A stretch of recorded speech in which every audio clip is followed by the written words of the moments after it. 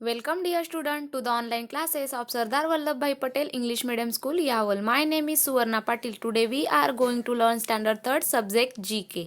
आज हम लोग GK का 14 नंबर का लेसन लर्न करेंगे जो कि उसका नाम है नेशनल सिम्बॉल्स. ओके, अभी फर्स्ट में हमें दिया है तिरंगा, national flag. Our national flag has 3 horizontal bands. देखो, हमें सबको ये बात पता है कि हमारे नेशनल फ्लैग में कितने बैंड्स होते हैं? 3. कितने? 3. और उनमें कितने कलर्स होते हैं? 3. अभी कौन कौन से, ये बात आपको सबको पता है, लेकिन फिर भी हमें जानकारी के लिए यहाँ पे दिया गया है. First band saffron, white and green. ये जो है ये 3 कलर हमें हमारे नेशनल फ्लैग में दिखाई देते हैं. The saffron band is at the top while. देखो, सैफ्रॉन, जो सैफ्रॉन कलर होता है वह कहाँ पे होता है? टॉप पे होता है. फर्स्ट में सैफ्रॉन कलर दिया गया है. ओके, उसके बाद the saffron band is at the top while the green one is at the bottom. जो सैफ्रॉन है वह ऊपर होता है टॉप में, और जो ग्रीन कलर होता है वह कहाँ पे होता है? बॉटम यानी के नीचे. And the white band is the middle. और जो वाइट कलर होता है सफेद, वो कहाँ पे होता है? मिडल में होता है. देखो, फर्स्ट में कौन सा कलर होता है? सैफ्रॉन यानी के ऑरेंज कलर. उसके बाद बॉटम पे ग्रीन कलर होता है यानी के हरा, और मिडल में वाइट यानी सफेद कलर होता है. The white band is in the middle and at its center is a blue wheel. और सेंटर में कौन सा व्हील दिया होता है? ब्लू यानी के नीला. उसे हम क्या कहते हैं बच्चों? हमें सबको पता है, उसे हम क्या कहते हैं? All the 3 bands are of equal width. और जो तीन कलर होते हैं उसकी जो विड्थ होती है वह क्या होती है? इक्वल यानी के समान होती है.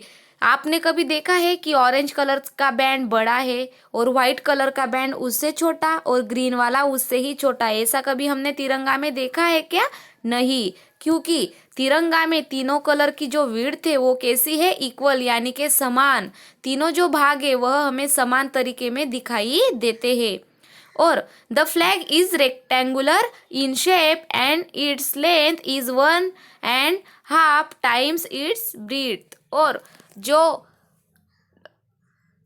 जो फ्लैग होता है वह कौन से शेप में होता है? रेक्टेंगुलर. ओके, अभी नेक्स्ट नेशनल इब्लेम यानी हमारा राष्ट्रीय चिन्ह. Our national emblem consist of 4 lions facing in our directions.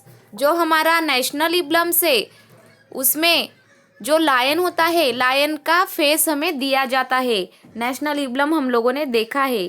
देखो, इसे हम कहते हैं नेशनल इब्लम. इसमें क्या दिया गया है? लायन. लायन का फेस दिया गया है. और कितने डायरेक्शन में दिखाई दे रहे हैं यहाँ पे? हमें 3 डायरेक्शन में, 1, 2 और 3. लेकिन दरअसल रियल में वह कितने फेस होते हैं? 4 होते हैं. लायन कितने होते हैं? 4. लेकिन हमें ओनली कितने दिखते हैं? But only 3 can be seen from the front, क्योंकि वह फ्रंट पे हमें सामने से दिखते हैं. वह कितने लाइन के फेस होते हैं? 3. देखो, यहाँ पे हमें फर्स्ट दिख रहे 1, 2 और 3. इसे हम कहते हैं राष्ट्रीय इब्लम यानी कि हमारा राष्ट्रीय चिन्ह इसे कहा जाता है. यह हमें सबने देखा हुआ है. हम और इसमें कितने लाइन्स होते हैं? 4. लेकिन हमें फ्रंट में सिर्फ 3 ही लाइन दिखाई देते हैं. At the base of the emblem there is a wheel. और हमें क्या दिखाई देता है? यहाँ पे व्हील भी दिखाई देता है यानी कि चक्र.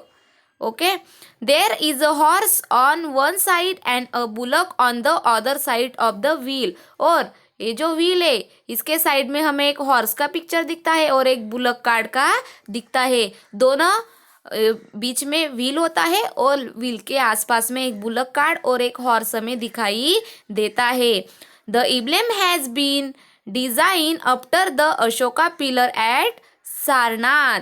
अवर नेशनल, देखो, और ये जो है राष्ट्रीय चिन्ह यह सारनाथ के चिन्ह के बाद में तैयार हुआ है.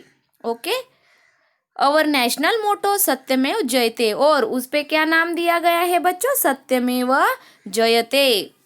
Is written as the base of the emblem, यानी कि इब्लम यानी कि चिन्ह, हमारे राष्ट्रीय चिन्ह के नीचे कौन सा क्या राइट किया गया है, सत्यमेव जयते।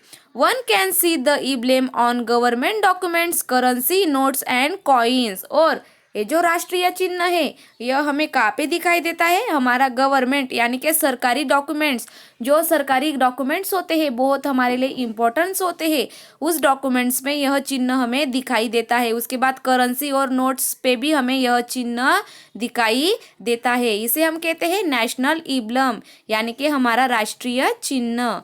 ओके, अभी नेक्स्ट नेशनल एंथम, यानी हमारा राष्ट्रीय गीत। द सॉन्ग जन गण मन, हमारा राष्ट्रीय सॉन्ग कौन सा है, सॉरी हमारा राष्ट्रीय एंथम यानी कि राष्ट्रगीत कौन सा है बच्चों, जो हम लोग प्रेयर के समय हमेशा बोला करते हैं, वह है जन गण मन। और compose boy Rabindranath Tagore is our national anthem. और हमारा नेशनल एंथम किसने बनाया है, रविंद्रनाथ टैगोर, यह इसके निर्माता है। ओके, अभी नेक्स्ट नेशनल सॉन्ग, हमारा नेशनल सॉन्ग कौन सा है, द सॉन्ग वंदे मातरम, हमारा नेशनल सॉन्ग कौन सा है बच्चों, वंदे मातरम, जो भी हम बोलते हैं। कंपोज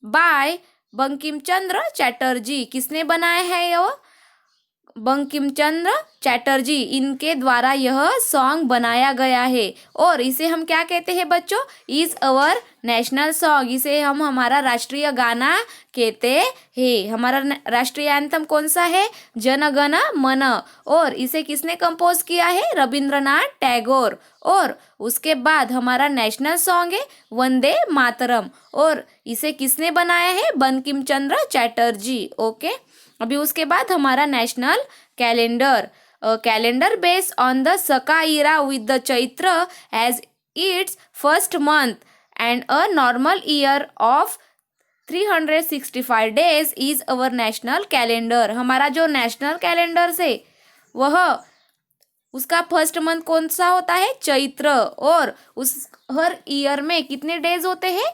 365 डेज होते हैं हमारे नॉर्मल ईयर में। और the first day of Chaitra falls on 22 March in case of normal years. और हमारा फर्स्ट मंथ कौन सा होता है, चैत्र, और वो कौन से दिन आता है, 22 मार्च को हमारे नॉर्मल ईयर्स में आता है। फर्स्ट डे ऑफ चैत्र, जो चैत्र मंथ का पहला दिन होता है, वह कौन से डेट में आता है, 22 मार्च। ओके, और in a leap year however the first day of Chaitra falls on 21 March. और जो लीप ईयर होता है बच्चों, उस लीप ईयर में जो फर्स्ट डे होता है वो कौन से डेट में आता है, 21 मार्च में आता है। देखो, जो नॉर्मल ईयर होता है उसका जो फर्स्ट डे होता है वह कौन से डेट को आता है, 22 मार्च को, और जो लीप ईयर होता है उसका फर्स्ट डे कब आता है, 21 मार्च को। Okay, thank you friends.